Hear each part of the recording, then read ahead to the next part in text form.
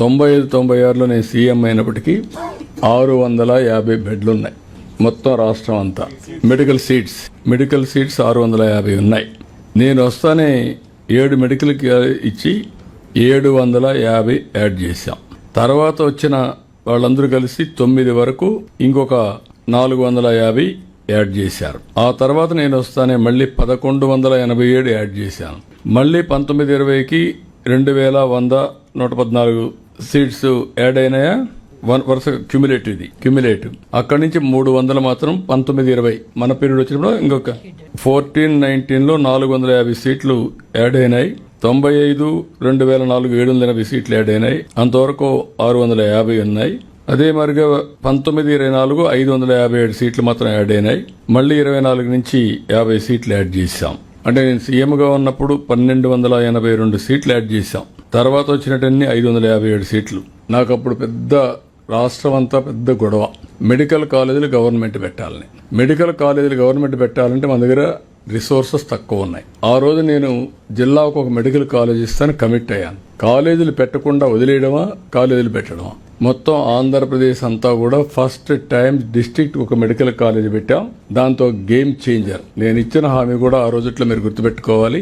Every 1 kilometre elementary school, every 3 kilometres upper primary school, every 5 kilometre high school, every mandal junior college. అంతవరకు agency ఏరియాలో junior కాలేజీలు లేవు. All junior colleges combined Andhra Pradesh వచ్చింది. అప్పట్లోనే అన్నిటి దగ్గర వచ్చింది. Every revenue division engineering college, every district medical college. అక్కడి నుంచి స్టార్ట్ అయ్యాం. ఇప్పుడు వీళ్ళు చెప్పేది ఏం మాట్లాడుతున్నారంటే 10 మెడికల్ కాలేజీలు ఇచ్చామని. 10 మెడికల్ కాలేజీలు ఇస్తే 4,955 కోట్లు ఖర్చు అవుతుంది. వీళ్ళు ఖర్చు పెట్టింది 31/3/2024కి 456 కోట్లు. ఇంకా కావాల్సింది 4,500 కోట్లు కావాలి. 5% ఖర్చు పెట్టారు. అన్ని హాస్పిటల్ రాజశేఖర బొమ్మలు పెట్టారు సార్. ఖర్చు పెట్టి ఇవన్నీ కూడా అది అయిన తర్వాత మీరు చూస్తే నేను వచ్చిన తర్వాత 512 కోట్లు ఖర్చు పెట్టాం. ఇప్పుడు కూడా 3,987 కోట్లు, 4,000 కోట్లు కావాలి. రెండోది ఎవ్రీ ఇయర్ 1,500 కోట్లు కావాలి. 10 కాలేజీలకి 150 కోట్లు చొప్పున 1,500 కోట్లు కావాలి. 1,500 కోట్లు ఎవ్రీ ఇయర్ ప్లస్ ఇప్పుడు 5,000 కోట్లు అంటే 2,000 కోట్ల రూపాయలు, ఒక 4,000 కోట్లు ఖర్చు పెట్టాలి. ఇవన్నీ ఖర్చు పెట్టిన తర్వాత వాట్ ఈస్ ది బెనిఫిట్ అని మీరు చూస్తే governor quota 50%, management quota 30%, 15% NRI quota. అది సెల్ఫ్ ఫైనాన్సింగ్ స్కీమ్. ఇప్పుడు కూడా ఇక్కడికి వచ్చినప్పుడు 50% convenor quota, 15% government of India quota. 50% తగ్గలేదు. That is free. వాళ్ళు పెట్టినప్పుడు అదే ఉంది. Seats are same. Government additional expenditure పెట్టాలి.